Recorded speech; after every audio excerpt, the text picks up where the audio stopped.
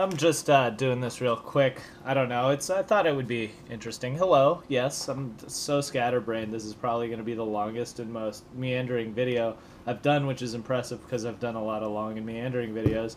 But I think the title is something like Matt's End of the Year, Game of the Year Award type thing. Hopefully it'll be shorter than that. I'm pretty sure it will be.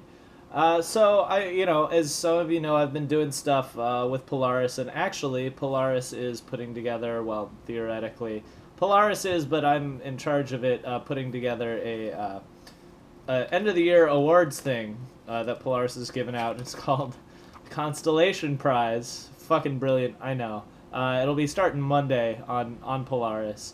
But what that thing is basically we sent out a survey to their network, and they voted on it. So like I oversaw the nominations process, and like I helped decide what field, but it was a super broad field of in each category, what like people could vote on and what the categories were.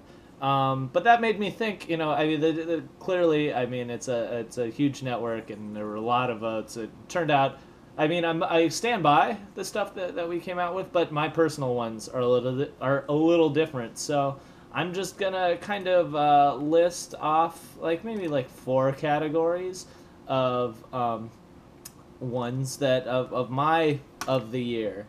And I mean, yeah. So we'll see how that goes. So, first off, for award of the year, drum roll. I'm gonna do no editing either. So I'm a crazy person. Why did I call up that drive?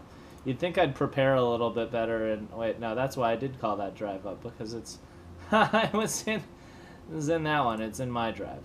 Okay, so first, let's start off with actually competitive multiplayer. It's kind of interesting. Usually, the last couple of years, as always, like Battlefield gets nominated, and Call of Duty gets nominated, and things like that. And actually, in Polaris' one, Call of Duty didn't get nominated. But in my personal multiplayer of the year, I'm gonna give the award to. They'll get the Dano. We'll get is going to Smite.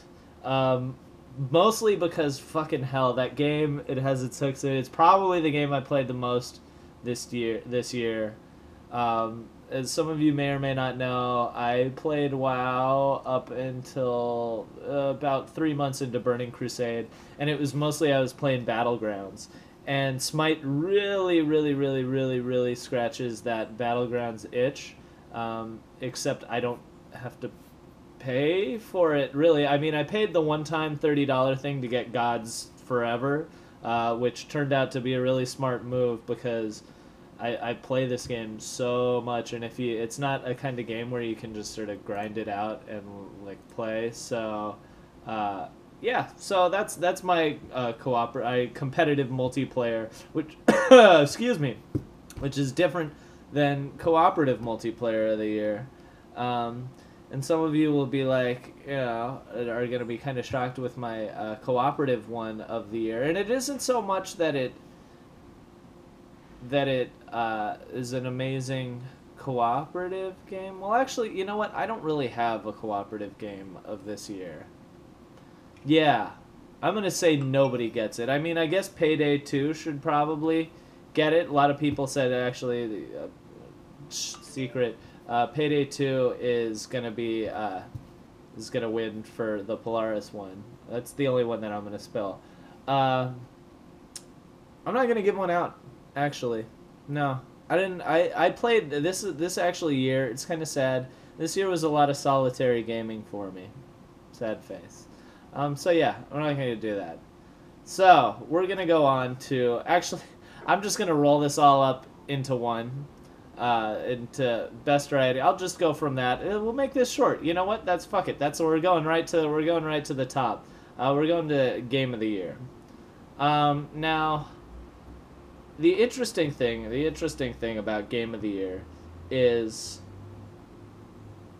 it, depending on how you phrase it, Game of the Year could be the best game of the year, like the one that was crafted the best, that plays the best, that's, in all categories is the best, or the one that defines that year, that was like, oh man, when that year had, like, Skyrim was the game of the year, not because necessarily it was put together the best. It was put together really well, and it was impressive, and it was breathtaking, but it in terms of sort of technical ways, I mean, I don't believe it when we in the IGAs what we gave away actually gave it any technical awards. We just gave it Game of the Year, and so that really kind of comes down to is the separation this year, uh, for me. I was swearing at the beginning of this year, I was like, BioShock Infinite is gonna be there, but shockingly enough for me, BioShock was an amazing experience, but I think it's third in my list of games of the year. Well, or second, depending on how I clarify this coming up. So, if you're going for the game that defined this year, and it seems like a lot of awards shows have, then I agree it's Grand Theft Auto 5. No, I mean, it sold the most things, everybody talked about it, your grandparents fucking know about it, my grandparents are dead and somehow they know about it. Grand Theft Auto 5 was the game of the year. However, for me personally, the best game, like the thing that embodies what gaming should, I hope, aspire to, and is probably has had the most effect on me the entire year, is Gone Home. I'm kidding! No! In fact, I so pissed off I spent $20 on that game. A lot of people gush about it. I didn't care for it. I see what it was trying to do, but that didn't do it for me. My best example of a game this year was The Last of Us. A lot of people kind of were like, well, the gameplay was kind of not so stellar. And I sort of disagree with that. They probably went through it just on medium or easy. And to me, the gameplay really, on hard, really reinforced scarcity, which is something super important and works well with the narrative of the game and the world. But then also the two different playstyles that you had to play. One where you were playing against the infected, it was more of a kind of stealth puzzle game, whereas humans, while still you had to employ strategy, it was more of a run and gun kind of action type game, which I thought was really interesting and really subtle and really well done. But frankly, just even beyond that, I'd say that was it's like a B plus A minus gameplay stuff.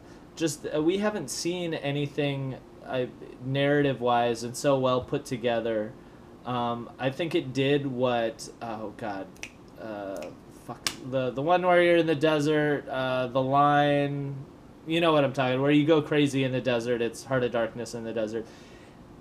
The Last of Us does a really good job, if you're paying attention, to kind of questioning violence in video games. And I think we always get very hypersensitive about as a community, as a gaming community, about defending violence in video games, and that it's not the cause of it. And I definitely don't think we should do any type of banning or censoring or anything like that. But stuff doesn't happen in a vacuum. Stuff doesn't, this is part of everything. So it's kind of interesting to start looking at that and thinking about that kind of stuff. But then also it's just just beyond the social things of that, it's just a beautiful game. Winter is, I'd say, probably in the top 2, top 3 most compelling and just well designed and best put together sections of any game ever in all time. Like, I think decades from now I'll still be like, oh my god, Winter. If you haven't played it, go play it. So there it is. I understand why people are giving, I'd say GTA by certain definitions is the game of the year, but for me personally, The Last of Us is the game of the year, possibly the game of this 5 years. Either way, going like that. So thank you so much for watching. This is a 10-minute video of me rambling about which game is the best. Bye.